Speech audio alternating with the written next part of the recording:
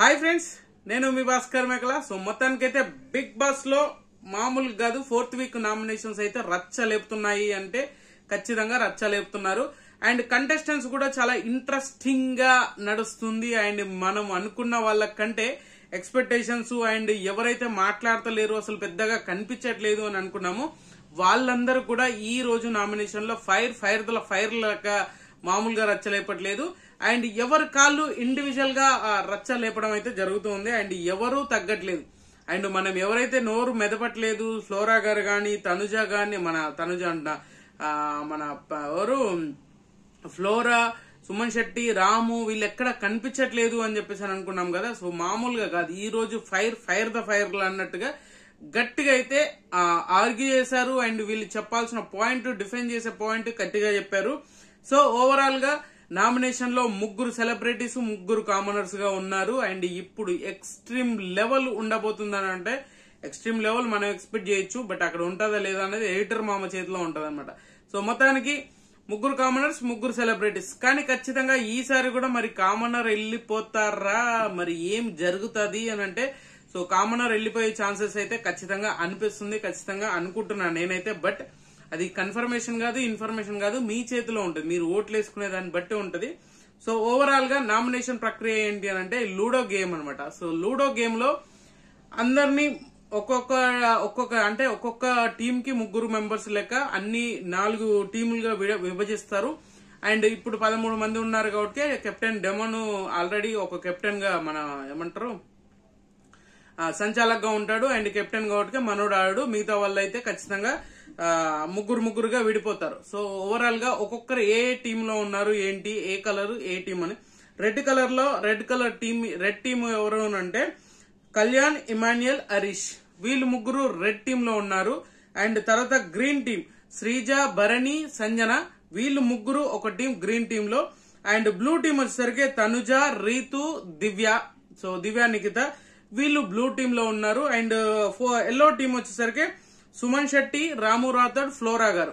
So వీళ్ళు మొత్తం 4 టీములుగా విభజించారు, 4 టీములుగా విడిపోయారు. సో ఒక్కొక్క టీము గెలిచిన వాళ్ళు ఆపోజిట్ టీమ్ లో ఉన్న వాళ్ళని ఎలిమినేట్ చేయడం అంటే నామినేషన్ లో ప్రక్రియ అనమాట, నామినేట్ చేయొచ్చు అనమాట. సో ఆ బేసిస్ మీద అండ్ మన ఎవరు రీతుని నామినేట్ చేయడం జరుగుతుంది. అంటే మీకు ఆల్రెడీ ప్రోమోలో చూస్తే క్లారిటీగా అర్థమైపోయింది కదా.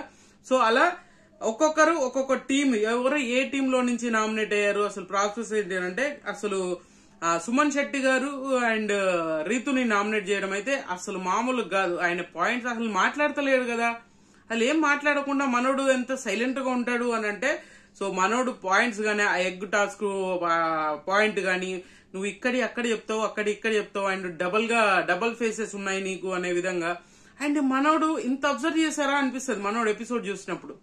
అండ్ రాము రాథోడ్ అండ్ మన ఎవరిని హరీష్ ని నామినేట్ చేయడం జరుగుతుంది. అండ్ తనుజ అంటున్నాం, మన తనుజ అండ్ వీళ్ళని నామినేట్ చేయడము, కామనర్స్ కాదు, సంజన గారిని, ఇలా ఒకరొకరిని నామినేట్ చేసుకుంటూ వెళ్తారు. ఓవరాల్ గా చూసుకుంటే 6 నామినేషన్ లో ఎవరెవరు ఉన్నారు అని అంటే 6లో ఎవరు ఏ టీం నుంచి నామినేట్ అయ్యారు అని అంటే బ్లూ టీం నుంచి వచ్చేసరికి రీతు, దివ్య, సో వీళ్ళిద్దరూ నామినేట్ చేస్తారు. దివ్యను నామినేట్ చేయడానికి ప్రాసెస్ కూడా అదే అనమాట.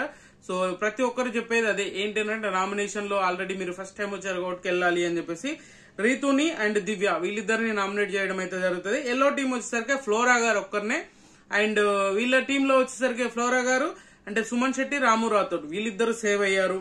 అండ్ తర్వాత వచ్చేసరికి రెడ్ టీం నుంచి ఓన్లీ హరీష్, ఇమాన్యుయల్ అండ్ కళ్యాణ్, వీళ్ళిద్దరు కూడా సేవ్ అయ్యారు, మనోడు నామినేషన్ లోకి వచ్చాడు. గ్రీన్ టీం వచ్చేసరికి శ్రీజ అండ్ సంజన, వీళ్ళిద్దరూ నామినేట్ అయ్యారు. And Bharani garu safe zone లో ఉన్నారు అనమాట. సో ఎవరైతే గెలుస్తారో ఆపోజిట్ గా, ఇప్పుడు లూడో అన్నప్పుడు 2 టీంలుగా ఆడతారు కదా, అందులో ఎవరు గెలుస్తారో వాళ్ళకు ఛాన్స్ వస్తుంది, ఎదుటి వాళ్ళ ఓడిపోయిన టీంలో నుంచి ఒకరిని నామినేట్ చేయడం అయితే జరగాలి అనమాట. సో ఆ బేసిస్ మీద ఆడినప్పుడు సో ఇది కొంచెం లక్ ఫ్యాక్టర్ ఉంటది, కొంతవరకు ప్రతి ఒక్కరికి ఛాన్స్ వస్తుంది, బట్ లక్ ఫ్యాక్టర్ అనేది కొంచెం ఎక్కువగా ఉండే ఛాన్సెస్ ఉంది. అండ్ సంచాలక్ గా ఆ నెంబర్స్ ఏదైతే లూడో గేమ్ లో నెంబర్స్ ఏదైతే ఉంటుందో అది ఎక్కువగా ఇంపాక్ట్ చూపిస్తుంది అనమాట. సో ఓవరాల్ గా చూసుకుంటే ఈ రోజు ఎపిసోడ్ లో చాలా ఎక్కువ స్టఫ్ ఉండే ఛాన్సెస్ ఉంది, ఎక్కువ స్టఫ్ కూడా ఉంటది అనేది అయితే క్లియర్ గా అర్థమవుతుంది.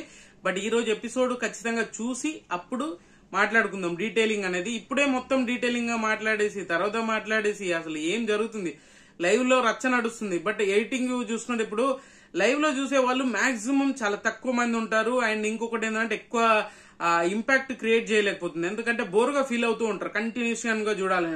ఎపిసోడ్ లో చూసిందే మాక్సిమం జనాలకు కనెక్ట్ అవుతుంది. అండ్ కామన్ పీపుల్స్ కూడా ఆ 1 hour కేటాయించడానికి ఎక్స్ట్రాగా ఇంట్రెస్ట్ చూపిస్తారు. కానీ 24/7 లైవ్ చూడడానికి ఎవరు పెద్దగా ఇంట్రెస్ట్ చూపించారు, ఎక్కువ మంది ఇంపాక్ట్ క్రియేట్ చేయలేదు.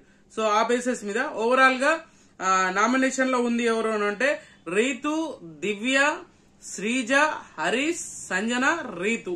సో ఈ 6 నామినేషన్ లో ఉన్నారు. సో క్లియర్ గా గుర్తు పెట్టుకోండి, ఈ 6 నామినేషన్ లో ఉన్నారు.